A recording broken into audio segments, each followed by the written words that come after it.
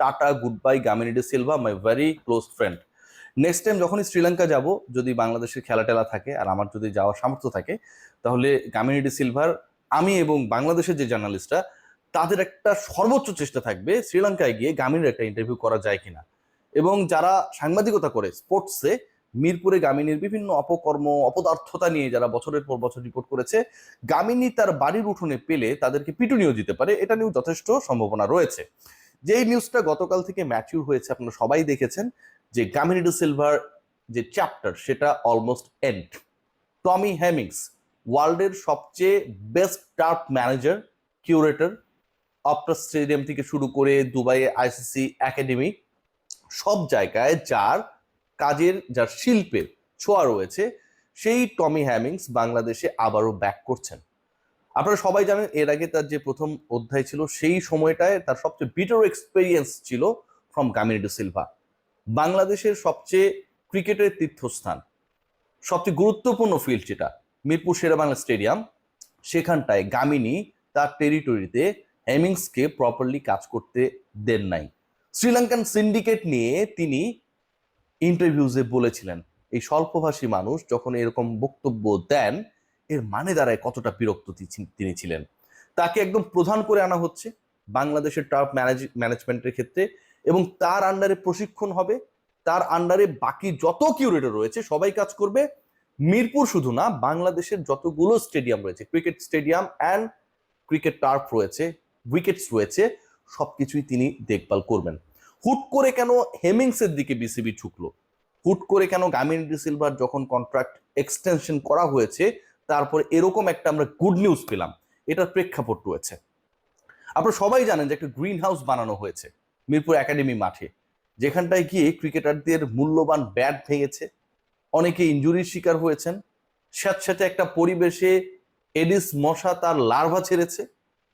ক্রিকেটীয় কার্যক্রমকে প্রসারিত করার জন্য যে স্ট্রাকচারটা করা হয়েছিল কোটি কোটি টাকা ব্যয়ে, সেটা বাংলাদেশ ক্রিকেট বোর্ডের গলার কাটায় পরিণত হয়েছে। এবং এই পুরো প্রসেস বাস্তবায়নের ক্ষেত্রে, উইকেট ম্যানেজমেন্টের ক্ষেত্রে big role played by Gamini de Silva.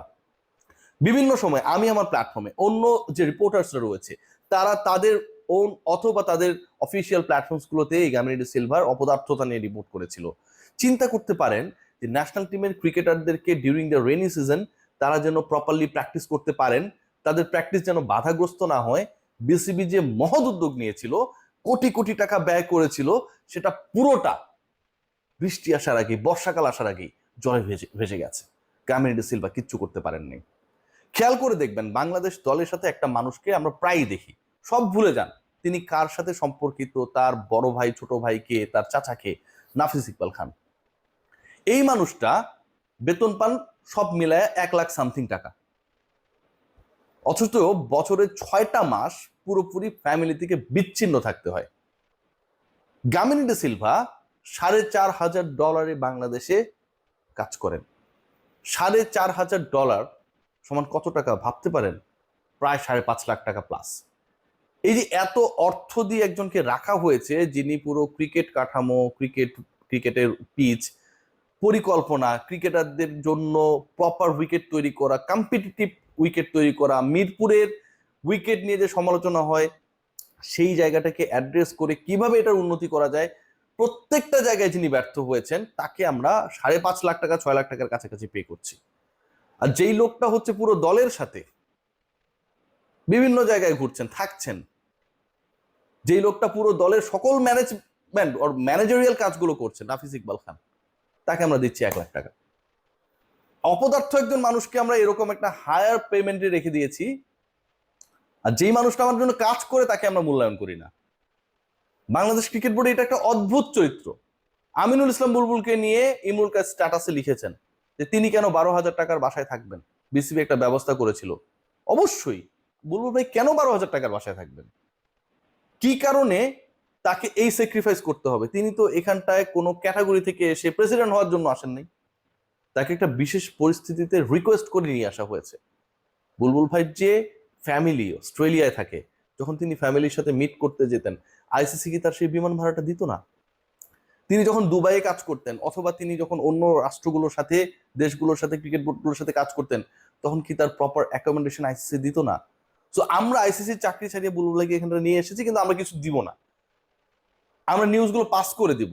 BCB থেকে পাস হোক আর না হোক, আমাদের কিছু রিপোর্টার এই নিউজগুলো করবে যে বুলবুলের জন্য এত টাকা, অমুক হোটেলে তিনি থাকেন। এই জিনিসগুলো কোনোভাবে একসেপ্টেবল না। যারা কাজ করে তাকে আপনার মূল্যায়ন করতে হবে। তাকে কেন তার বাসা নিয়ে চিন্তা করতে হবে? একটা মানুষকে কেন তার বেতন নিয়ে চিন্তা করতে হবে? নাফিস ইকবাল খান শুধুমাত্র চিন্তা করবে ন্যাশনাল টিমের ক্রিকেটারদের নিয়ে, তাদের ফ্যাসিলিটিস নিয়ে, তাদের ম্যানেজ করা নিয়ে। তাকে কেন চিন্তা করতে হবে ভাই? বাংলাদেশ ক্রিকেট আসলে এভাবেই চলছে, এগুলো নিয়ে বলার কেউ নেই। আমি যখন বলবো তখন আপনারা আমাকে দালাল বলবেন। ইন্টারেস্টিং পার্ট যেটা, টমি হ্যামিংস বাংলাদেশে যেহেতু আসছে, সো মিরপুরের উইকেট একটা বড় বদল আমরা দেখতে পাবো, নো ডাউট অ্যাবাউট দ্যাট। এই বদলটা খুব দরকার ছিল। মিরপুরে স্পোর্টিং উইকেট হবে, মিরপুর স্পিনিং উইকেট হবে। মিরপুরে যখন বাংলাদেশ ক্রিকেট বোর্ড মনে করবে যে ওই যে 62 রানের উইকেট, সেটাও হয়তো হবে। বাংলাদেশের ক্রিকেটারদেরকে ফ্লারিশমেন্টের ক্ষেত্রে সবচেয়ে বড় বাধা হিসেবে কাজ করেছে মিরপুরের উইকেট। কারণ ক্রিকেটারদেরও দোষ রয়েছে, তারা তো মিরপুরের বাইরে যেতে চায় না, খুব বাধ্য না হলে সিলেট চিরঙে তারা যেতে চায় না। বাংলাদেশ ক্রিকেট বোর্ড যতই প্ল্যানিং করুক, সিনিয়র ক্রিকেটাররা বেঁকে বসে। এখন এমন একটা জায়গায় তারা প্র্যাকটিস করতে চায়, কন্টিনিউ করতে চায়, যেই জায়গাটায় আসলে প্রপার উইকেট জামির সিলভা তাদের দিতে পারছিলেন না। টনি হেমিংস, যিনি পুরো বিশ্ব ক্রিকেটে একটা respected name for making wickets, curating এর ক্ষেত্রে, নিশ্চয়ই সেই ধারা চেঞ্জ করতে পারবেন। বাংলাদেশের ক্রিকেটে মিরপুরকে কেন্দ্র করে অস্বস্তিতা নিশ্চয়ই দূর হবে।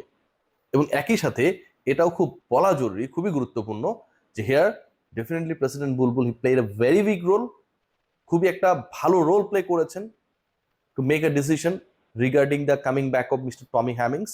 একই সাথে মাহবুব আনামকে একটা থ্যাঙ্কস দিতে হবে। আপনারা গালি দেন লোকটারে, খেয়াল করে দেখবেন মিরপুরের উইকেট খারাপ, সিলেটের উইকেট ভালো, আমরাই বলতেছি না? চট্টগ্রামের উইকেট দারুণ স্পোর্টিং, আমরাই তো বলি।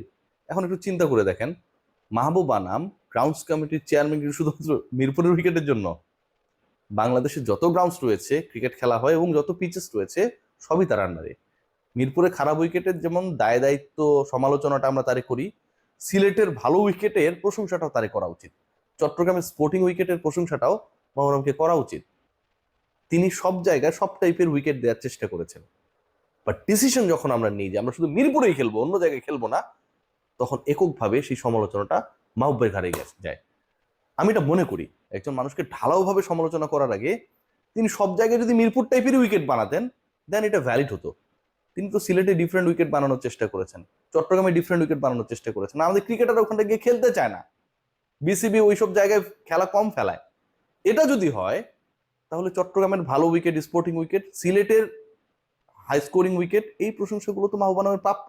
কেউ গিয়ে না খেললে এই দোষ তো ভাই তার না, আমার অন্তত তাই মনে হয়। সবাই ভালো থাকবেন।